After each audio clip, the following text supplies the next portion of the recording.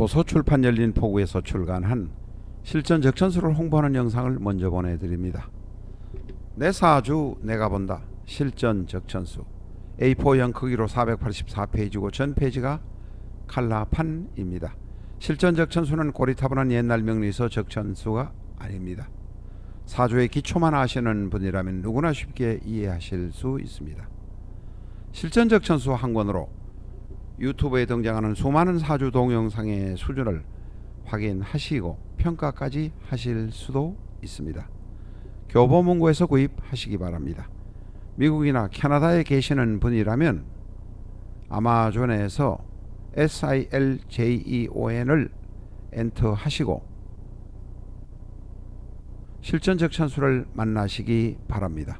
도서출판 열린 포구.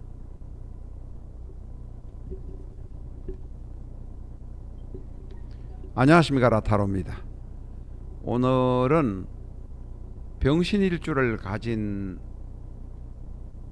분을 남자 여자로 나누어서 공부를 해보도록 하겠습니다. 저희는 병의 특징 혹은 일지인 신의 특징을 알아보고 병신의 특징을 알아보고 남명 여명으로 구분해서 또 알아보고 거기에서 미진한 것은 지장간에 들어가서 왜 특징을 병신의 특징을 말했는가를 남명 여명으로 구분해서 알아보고 있습니다.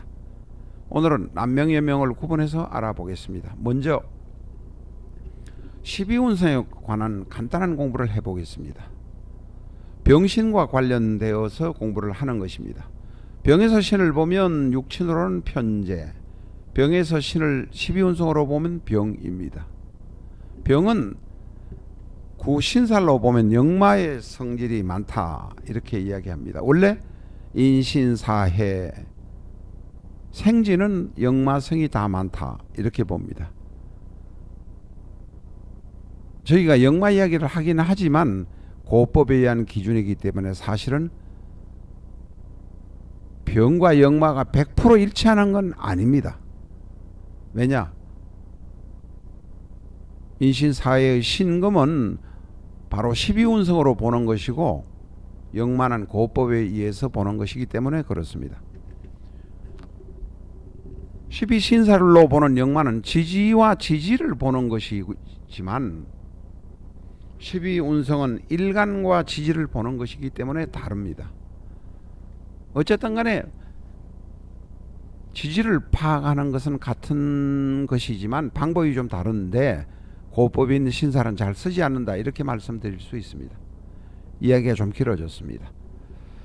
12운성으로 병인데 시지나 월지에 태가 있을 경우에 우발적인 문제들이 생깁니다. 음주운, 운전, 혹시 음주로 싸움, 예상치 못한 만용으로 문제가 생깁니다. 과속운전으로 사고를 만들기도 합니다.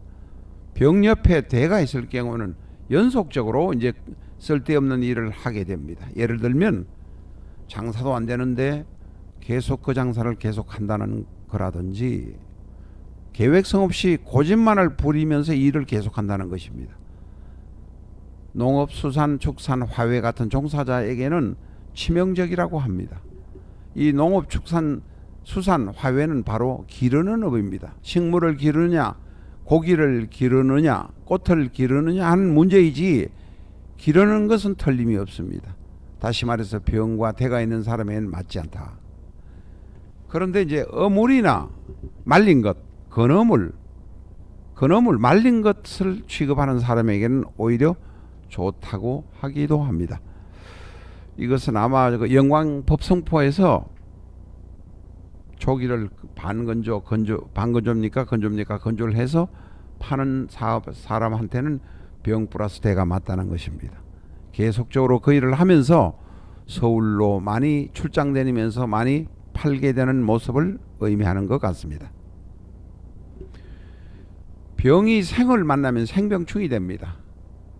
12운성으로 병에서 신을 보면 병이지만 병에서 인을 보면 생이 됩니다. 다시 말해서 인신충이 되는 그런 건데 생병충의 경우는 대단히 위험합니다. 무게력 적극적으로 움직여서 어떤 일이 파탄에 날 수도 있습니다. 그것 때문에 대단히 남으로부터 지탄을 받고 질책도 당할 수도 있습니다. 병신의 남명 여명 나눠서 보는 것을 알아보겠습니다. 남자가 병신인 경우 내 아내는 집에 묶어놓는다는 건 집에서 가정일을 할 수도 있지만 밖에 가서 직업을 가지고 있지만 어쨌든 돌아와선 집안일을 아내가 돌본다는 것입니다. 묶어놓고 나는 밖으로 내 마음대로 돌아다니는 경향이 병신은 많습니다. 술집이나 다른 데 가서 특히 다른 여자를 만들어 놓고 노는 경우도 많이 있습니다. 병신의 신금 안에는 바로 재성인 경금이 들어있기 때문에 그렇게 보는 것입니다.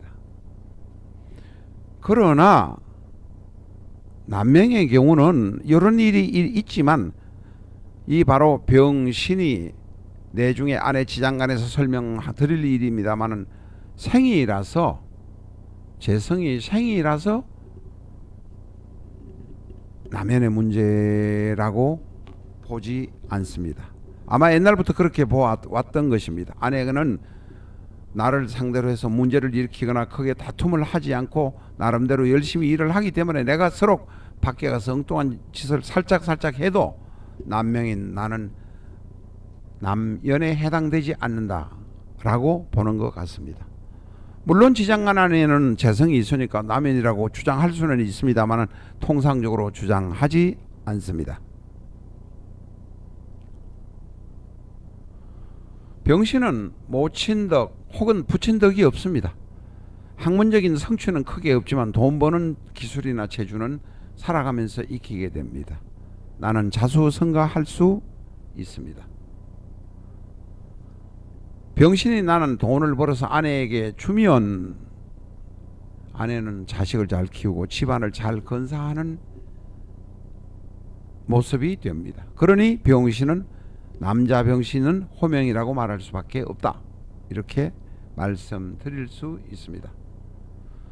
병신 남명은 일지인 처궁에 처가 있어서 남명 나는 똑똑합니다.